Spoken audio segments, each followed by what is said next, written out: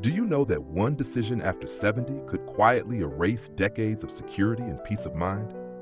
For many, the thought of remarrying in later life sounds like a new chapter, a second chance at love, a hand to hold through the final seasons of life. But beneath that hopeful picture lies a truth that often shocks seniors once it's too late. One walk down the aisle can become the doorway to financial vulnerability, a vulnerability that doesn't just touch your wallet, but your dignity, your independence, and even the legacy you leave behind. Wisdom beyond 60, dear everyone. Let me ask you something straight from the heart. Have you ever considered what's truly at stake when you tie your life and assets to another person after 70?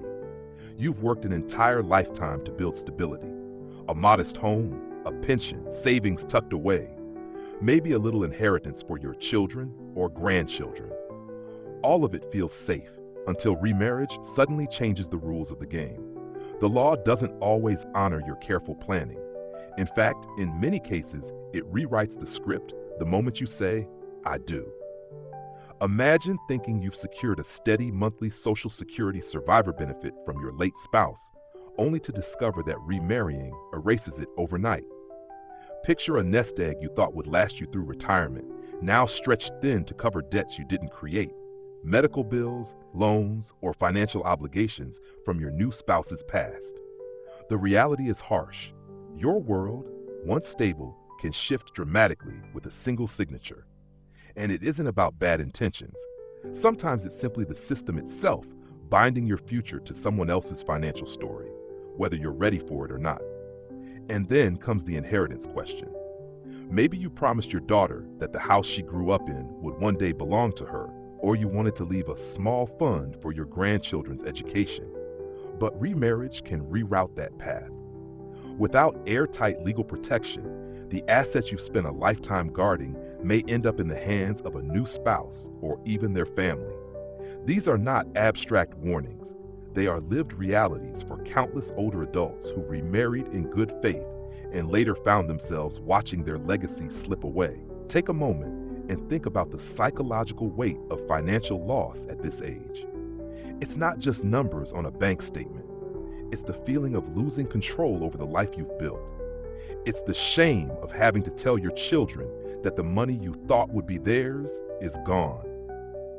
It's the anxiety that keeps you awake at night, wondering how you'll make your savings stretch when it's already too late to rebuild. Financial stability in your 70s isn't just about comfort.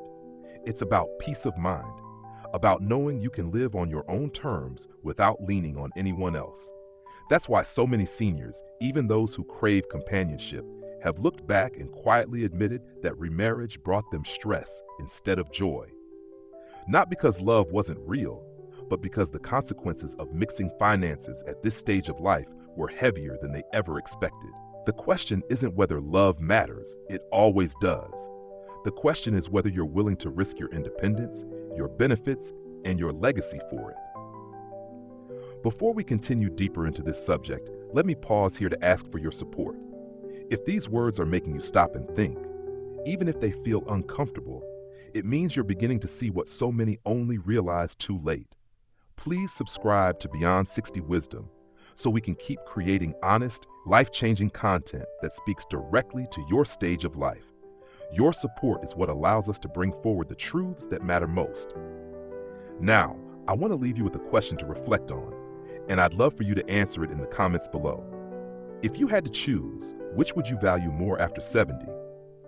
A, the security of your financial independence, even if it means living alone. B, the comfort of companionship, even if it comes with financial risk. Type A or B in the comments, and let us know what your heart tells you. Your perspective may help someone else who is facing the same choice.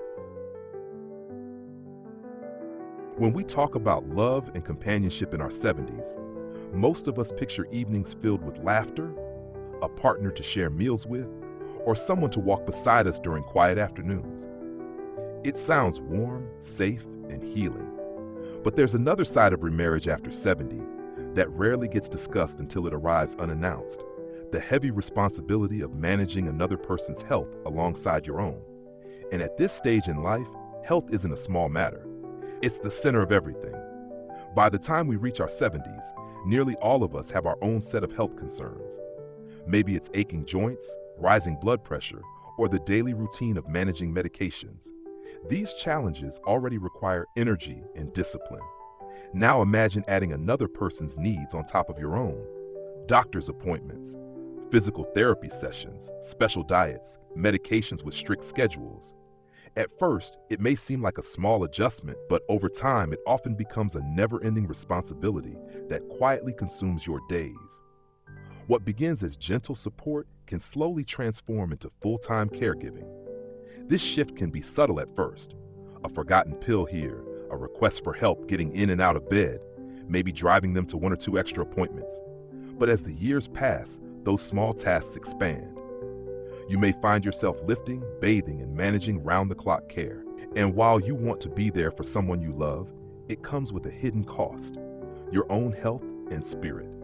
Studies have shown again and again that older caregivers are at greater risk of exhaustion, depression, and even shortened lifespans. Why? Because they sacrifice their own rest, skip their own checkups, and lose the freedom to take care of themselves. I once met a woman who remarried at 75. She spoke about the joy she felt at finding love again, how it made her feel alive. But within 2 years, her husband had suffered a stroke. Overnight, her life shifted from peaceful mornings and community activities to long nights of worry, managing physical therapy and lifting a body that was heavier than her own strength could handle. Her own vision worsened. Her knees gave out, and the spark in her voice dimmed. She never stopped loving him, but she admitted quietly that she was losing herself in the process. That's the hidden truth many don't realize until they're living it. Caregiving in your 70s is not the same as caregiving at 40 or 50. It takes a toll that your body and mind may not have the energy to carry. This is not to say that love isn't worth it. Human beings are wired to care for each other, to be present in sickness and in health. But after 70, the question changes. It's no longer about what you're willing to give. It's about what you're still able to give without destroying yourself in the process. There's an old saying, you can't pour from an empty cup. At this stage of life, your cup is precious. Your energy, your health, your sense of peace must be guarded carefully because they are not easily restored once drained. So before stepping into marriage again, ask yourself a question that goes beyond romance. Are you prepared to take on someone else's medical journey, today, tomorrow, and in the uncertain years ahead? If the answer carries even the slightest hesitation, honor that feeling. It's not selfishness, it's wisdom. Protecting your own health is not just for you, it's for your children, your grandchildren, and the years of independence you still deserve to enjoy. The beauty of later life is that it offers us clarity. We know time is finite, we know health is fragile, and we know that joy must be balanced with responsibility. Choosing love in your 70s is still possible, but it must be chosen with open eyes, clear boundaries, and the courage to admit what you can and cannot carry. Because in the end, the life you've earned, the peace, the rest, the freedom to focus on your own well-being, is just as important as the companionship you may long for. And no decision, not even one made in the name of love, should take that away from you. One of the most overlooked realities of remarrying after 70 is not emotional at all. It's legal. Many seniors step into marriage later in life with good intentions, believing they are simply choosing companionship for their remaining years. But what often gets forgotten is that marriage is not only a personal commitment, it is a legal contract with consequences that can reach far beyond your own life. What feels like a simple promise of love can alter inheritances, disrupt long-standing financial plans, and even change who holds the power to make decisions when you no longer can. Think about the legacy you've spent decades shaping. Maybe it's a modest home you dreamed of passing on to your children. Maybe it's a savings account, a pension, or even heirlooms that carry the stories of your family's past. You might already have a will in place, documents that carefully outline where everything should go when your time comes. But here's the sobering truth. Remarriage can override those plans. In many states, a new spouse gains legal rights to a portion of your estate, no matter what your will says. That means your children could receive less than you intended, or worse, find themselves battling through court to claim what they believed was rightfully theirs. It doesn't end with inheritance. For many widows or widowers, survivor benefits from Social Security or pensions provide essential stability in later years. Those benefits, built on decades of marriage to a first spouse, can disappear the moment you remarry. The income you counted on, the safety net you thought was secure, may vanish simply because of a new marriage certificate. It is a reality that too many discover only when the checks stop coming, leaving them scrambling to adjust at an age when financial flexibility is almost impossible. And then there is the matter of medical authority. Picture this. You are rushed to the hospital, unable to speak for yourself. Who makes the decisions about your treatment? In most cases, it is your spouse, your new spouse, who is automatically granted that role by law. Even if your adult children know your wishes better or have been the ones supporting you for years, they may be legally sidelined. If tension already exists between your family and your new partner, the result can be devastating, not only for you, but for the people you love most. I recall the story of a woman who remarried in her 80s. She thought she was choosing gentle companionship for her later years. But when her health declined, her new husband had the legal power to make decisions about her care, decisions her daughter passionately disagreed with. What began as a loving marriage ended in legal conflict and fractured relationships, something she never could have imagined when she said yes. These are the kinds of complexities most people never consider when they think about remarriage. We're taught to focus on love, comfort, and the hope of not being alone. But ignoring the legal realities can leave behind confusion, conflict, and pain that outlasts your own lifetime.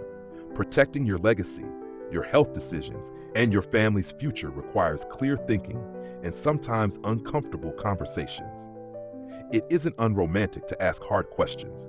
It isn't cold to insist on legal clarity before you marry again. It is, in truth, one of the most loving things you can do for yourself and for the family who has walked beside you for decades. Marriage after 70 is not just about sharing your days with someone new. It is about recognizing that every choice now ripples through generations. And while companionship is precious, it should never come at the cost of leaving behind chaos and broken trust. So before you step into a marriage later in life, pause and consider the legal weight of that decision. Your wisdom, your foresight, and your courage to face the uncomfortable may be the very things that protect the people you care about most. By the time you reach 70, you've earned something that is more valuable than money, more precious than possessions, and more satisfying than recognition. That gift is freedom. The freedom to rise when you please, to enjoy a quiet morning without interruption, to set your own rhythm after decades of adjusting to the needs of others.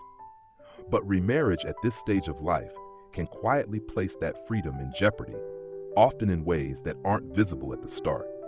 What looks like companionship can gradually reshape your daily existence, asking you to surrender the independence you've worked so hard to claim.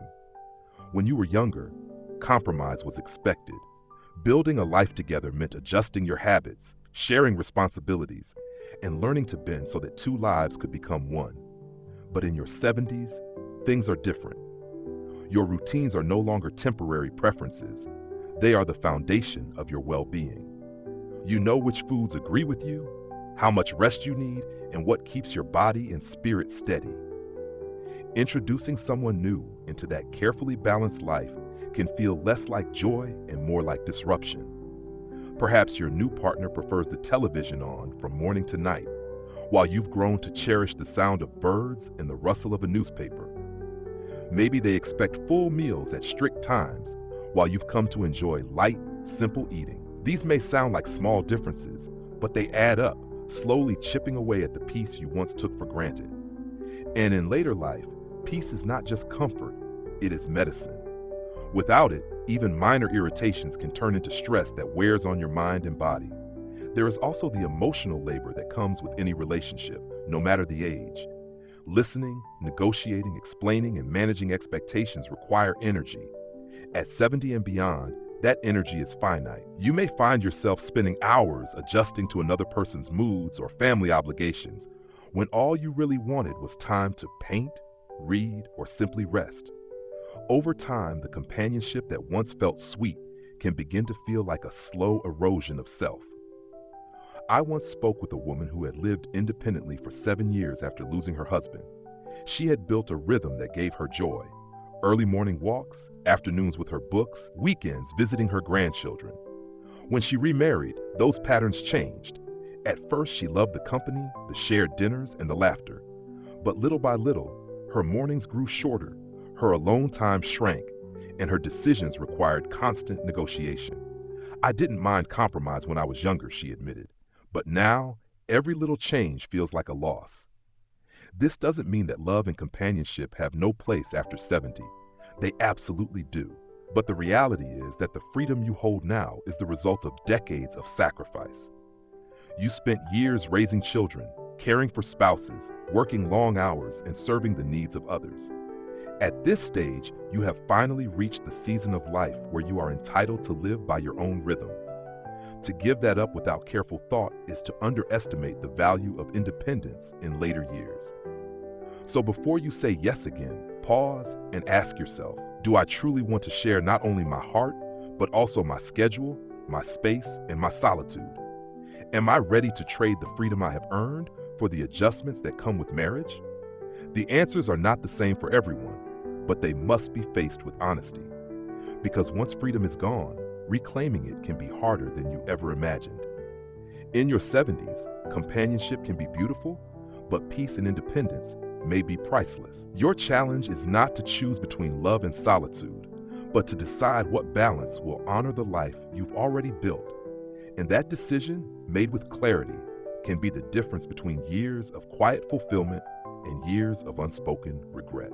When you think about remarriage in your 70s, the heart may focus on companionship, but the reality is that money and family ties often tell a more complicated story. By this age, your finances are not just numbers on a balance sheet. They are the result of a lifetime of sacrifice, hard work, and discipline. They represent your independence, your security, and the ability to live out your days on your own terms. Yet remarriage at this stage can bring financial entanglements that reach far deeper than many expect. In your 30s or 40s, combining assets can make sense. You're building together, saving for the future, creating a shared foundation. But in your 70s, the goal is different. You're no longer building, you're protecting.